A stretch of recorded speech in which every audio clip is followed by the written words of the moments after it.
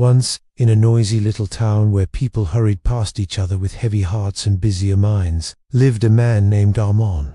He owned a tiny shop tucked between a barber's stall and a fruit vendor's cart. But Armand's shop didn't sell things you could touch or taste. It sold smiles, not real ones. These were artificial paper smiles, each drawn with different curves and styles. He called himself the smile seller, but those who knew him simply called him bitter, cold, and impossible to talk to. Armand never smiled himself. In fact, no one in the town could remember the last time he had. He believed smiling was foolish, unnecessary, and pointless.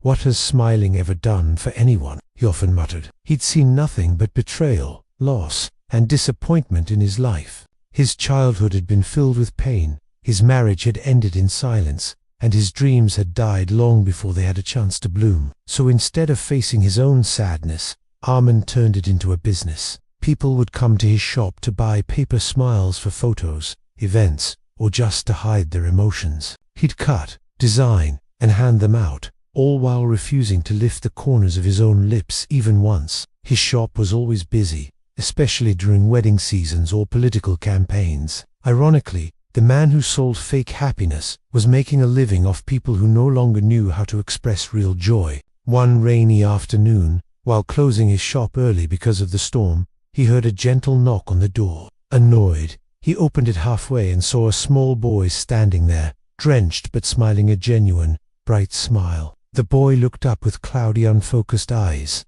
"Are you the man who sells smiles?" he asked softly. Armand frowned.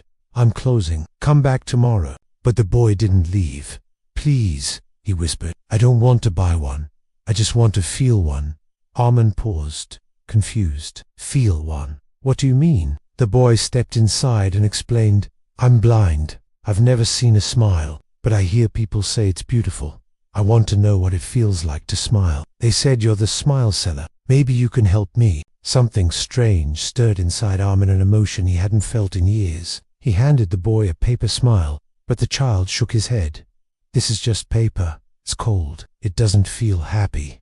For the first time in a long time, Armand was speechless. The boy sat on a wooden stool and said, "Can you smile? Just once, so I can feel it on your face." "I don't do that," Armand said sharply. "I sell smiles. I don't wear them." The boy nodded quietly, then turned to leave, disappointment hanging in the air like the smell of wet earth. Before he reached the door, he said, "Maybe you've forgotten how, but I think you need a smile more than I do." And with that, the blind boy vanished into the rain. That night, Armand couldn't sleep. The boy's words echoed through his mind. "You need a smile more than I do." For the first time, he stood in front of his dusty mirror, looked at his tired face, and tried to smile. It felt awkward, unfamiliar, almost painful. He realized his face had forgotten the shape of joy. He tried again. A faint curve appeared. It was small, but it was real. The next day, he searched the town for the boy. He asked at the school, the bakery, even the orphanage. No one had seen him. Some said there was no such boy. Maybe he was imagining things. But Armand knew the boy was real, because that little visit had left something behind a crack in his Armand slowly changed. He began smiling not wide or often, but honestly. When people came to his shop, he greeted them with warmth instead of silence. His paper smile still sold, but people now came more for his words, his presence. He started giving away one real smile with every fake one. And then, one summer evening, as the sun dipped behind the hills, a familiar voice came from the edge of his shop. "Sir, I heard you learned how to smile." It was the boy, older now, taller, still blind, but his face lit up like it had seen 1,000 stars. Armand bent down, took the boy's hand, and placed it gently on his face. "Here," he said, voice trembling.